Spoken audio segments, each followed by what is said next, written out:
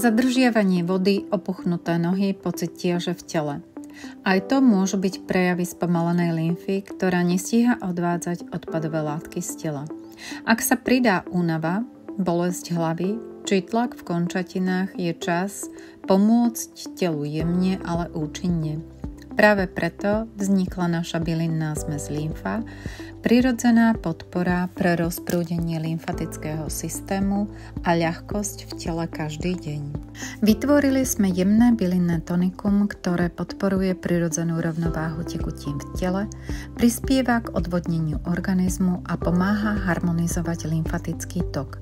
Základ tvoria osvedčené bylinky, ktoré sa tradične používajú pri opuchoch, zadržiavaní vody a pocite ťažkých nôh.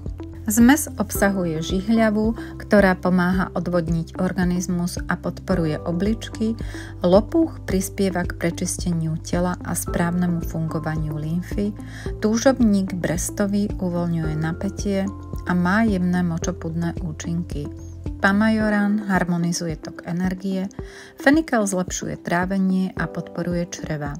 Lipa pomáha pri opuchoch a pôsobí upokojujúco a čierna rýbezľa zas podporuje detoxikáciu a lymfatické cesty.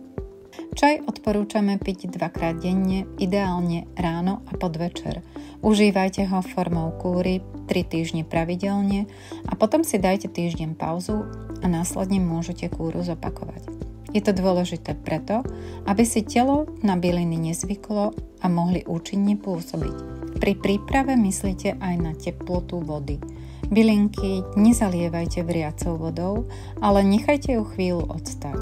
Tak si zachovajú svoje cenné účinné látky a čaj bude fungovať tak, ako má. Účinky čaju môžete výrazne posilniť aj jednoduchými dennými rituálmi. Skúste napríklad suché kefovanie pokožky, ktoré rozprúdi lymfu hneď ráno pred sprchou. Pomáha aj jemná lymfatická masáž, ktorú si viete urobiť sami doma, alebo si ju dopriať u odborníka. Pravidelný pohyb ako svižná chôdza, stretching či yoga funguje ako prirodzená pumpa pre lymfatický systém. A nezabudnite na dostatočný pitný režim. Čistá voda je pri odvádzaní toxínov úplný základ. Bylinnú zmes lymfa nájdete na auradecor.sk. V jednom balení je približne 70 dávok, čo postačí na celú mesačnú kúru. Doprajte svojmu telu úľavu, ktorú si zaslúži.